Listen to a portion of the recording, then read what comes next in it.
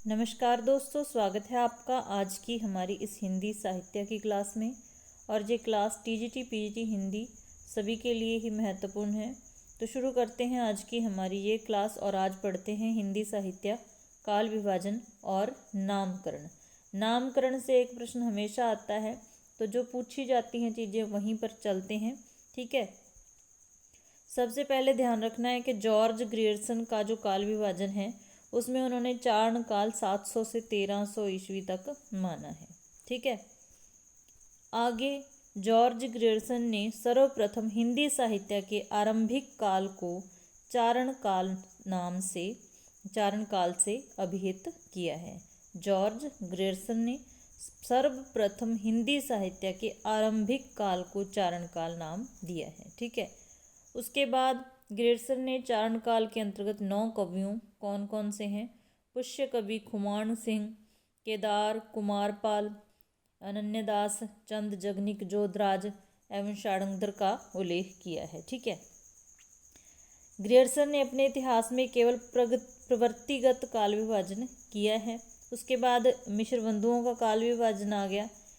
इनका थोड़ा बस समय याद रखना है कि उन्होंने प्रारंभिक काल को पूर्व प्रारंभिक काल और उत्तर प्रारंभिक काल में विभक्त किया है, जिसका समय पूर्व प्रारंभिक काल का 700 से 1343 और उत्तरारंभिक काल का 1344 से 1444। ठीक है, ये माना है। फिर माध्यमिक काल का पूर्व माध्यमिक काल, प्रौढ़ माध्यमिक काल, नाम याद रखने के ये नाम देने वाले कौन हैं? मिश्र बंधु हैं।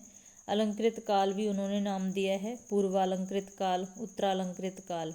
ठीक है, इसका समय थोड़ा ध्यान में रखना है। उसके बाद आचार्य शुक्ल जी का काल विभाजन पूछ लिया जाता है और इसका समय बहुत महत्वपूर्ण है, याद रखना है। उन्होंने आदिकाल, पूर्व मध्यकाल, उत्तर मध्यकाल, आधुनिक काल यानी कि वीरगाथा काल, भक्ति काल, रीति काल, गद्य काल नाम दिए हैं। और समय, आदिकाल का समय बहुत पूछा जाता है, 1050 से 1375। ठीक है, फिर 1375 से 1700 तक पूर्व मध्यकाल या भक्ति काल, 1700 से 1900 तक रीति काल और 1900 से 1984 तक गद्य काल इसका या आधुनिक काल इसको बोल सकते हैं। ठीक है, उसके बाद राम कुमार वर्मा के काल विभाजन से भी कई बार प्रश्न बना है, तो उन्होंने नाम दिया है संधि काल, चारण काल, भक्ति काल, रीति काल, आधुनिक काल। तो इस तरीके से इसका समय थोड़ा ध्यान रखना है। फिर आगे सेम ही है। ठीक है, बस समय को थोड़ा ध्यान में रखना है। उसके बाद डॉक्टर नगेंद्र द्वारा संपादित ग्रंथ हिंदी साहित्य का इतिहास के अनुसार जो काल विभाजन है स्पेशल पूछा जा सकता है, तो उन्होंने आदिकाल 7वीं शती के मध्य से 14वीं शती के मध्य तक माना है। ठीक है, आदिकाल, भक्ति काल 14वीं शती के मध्य से 17वीं शती के मध्य माना है। रीति काल 17वीं से 19वीं शती के मध्य तक और आधुनिक काल 19वीं शती के मध्य से अब तक। ठीक है, ये याद रखना है कि उन्होंने कौन सी शती से कहाँ तक माना है। उसके बाद डॉक्टर बच्चन सिंह का काल विभाजन, नाम थोड़ा ध्यान रखने हैं, यहाँ से प्रश्न हमेशा ही आता है, आदिकाल का नामकरण और रीतिकाल का नामकरण। तो अच्छे से याद रखना, आदिकाल को चारण काल किसने कहा है? जॉर्ज ग्रियर्सन ने। चारण काल किसने कहा है? जॉर्ज ग्रियर्सन ने। ठीक है, उसके बाद प्रारंभिक काल कहने वाले हैं मिश्र बंधु। आदिकाल को, ये आदिकाल के नाम है, याद रखने हैं, बहुत बार पूछे जाते हैं। फिर बीज बपन काल महावीर प्रसाद द्विवेदी जी ने। प्रारंभिक काल मिश्र बंधुओं ने, बीज बपन काल आचार्य महावीर प्रसाद द्विवेदी जी ने, वीर गाथा काल आचार्य रामचंद्र शुक्ल जी ने, सिद्ध सामंत काल राहुल सांकृत्यायन जी ने कहा है, वीर काल और बीज बपन काल, वीर गाथा काल, इसमें बच्चे उलझ जाते हैं, तो ध्यान रखना है। बीज बपन काल आचार्य महावीर प्रसाद द्विवेदी, वीर गाथा काल आचार्य रामचंद्र शुक्ल जी, वीर काल आचार्य विश्वनाथ प्रसाद मिश्र। ठीक है, उसके बाद संधि काल एवं चारण काल कहने वाले हैं डॉक्टर राम कुमार वर्मा। संधि काल किसने कहा है एवं चारण काल भी कहा है, ये भी याद रखना, इन्होंने भी चारण काल नाम दिया है। किसने? डॉक्टर राम कुमार वर्मा ने। फिर आदिकाल किसने कहा है? हजारी प्रसाद द्विवेदी जी ने। आधार काल सुमन राजे ने कहा है। ठीक है, वीरकाल अच्छे से याद रखना, इस बार वीरकाल से प्रश्न आया था, तो ये नाम अच्छे से याद रखने हैं। उसके बाद रीतिकाल के नाम से प्रश्न बनता है, तो रीति काव्य कहने वाले हैं जॉर्ज ग्रियर्सन।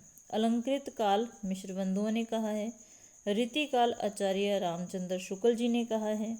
श्रृंगार काल आचार्य विश्वनाथ प्रसाद मिश्र ने कहा है। कला काल रमा शंकर शुक्ल रसाल ने कहा है। ठीक है, तो ये रीतिकाल का नामकरण और आदिकाल का विशेष रूप से याद रखना है। आज पूरा दिन घर से बाहर थे, थोड़ी थकावट हो रखी है, तो छोटी सी क्लास है, लेकिन अगर क्वेश्चन आता है नामकरण से तो यहाँ से आ जाएगा, ध्यान रखना है, याद रखना है हर एक चीज़ को। और क्लास अच्छी लगे तो लाइक करना बिल्कुल भी मत भूलना। उसके बाद आदिकाल। आदिकाल का आरंभ कहाँ से होता है?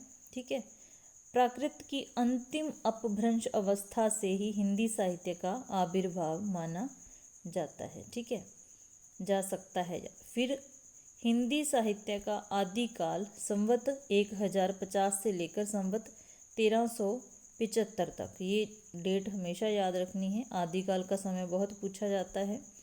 महाराज भोज के समय से लेकर हमीर देव के समय के कुछ पीछे तक मान सकते हैं। ठीक है, फिर राजाश्रित कवि और चारण जिस प्रकार नीति श्रृंगार आदि के फुटकल दोहे सभाओं में सुनाया करते थे, उसी प्रकार अपने आश्रयदाताओं राजाओं के पराक्रम चरितों, तो इसको थोड़ा छोड़ो, मतलब कि इसके इसे वीर गाथा काल नाम दिया गया है, उससे उसके बारे में है। तो यहाँ से आज की क्लास से आपने नामकरण से प्रश्न याद रखने हैं, और एक याद रखना है, वो शायद मिस हो गया, हिंदी आधुनिक हिंदी साहित्य, हाँ, कौन सा ग्रंथ किसका है। कल कई तो इम्पोर्टेंट हमने कर लिए थे। कौन सा हिंदी साहित्य का ग्रंथ के लेखक कौन का नाम है, आचार्य रामचंद्र जी का कौन सा ग्रंथ है, हजारी प्रसाद द्विवेदी जी के कितने ग्रंथ हैं, कौन कौन से, तो ये सारी चीज़ें भी याद रखनी, यहाँ से एक आधा प्रश्न आ जाता है। क्लास अच्छी लगी तो लाइक कर देना, चैनल पर नए हो तो सब्सक्राइब भी कर लेना। मिलते हैं फिर ऐसे ही नेक्स्ट क्लास में। क्लास देखने के लिए धन्यवाद।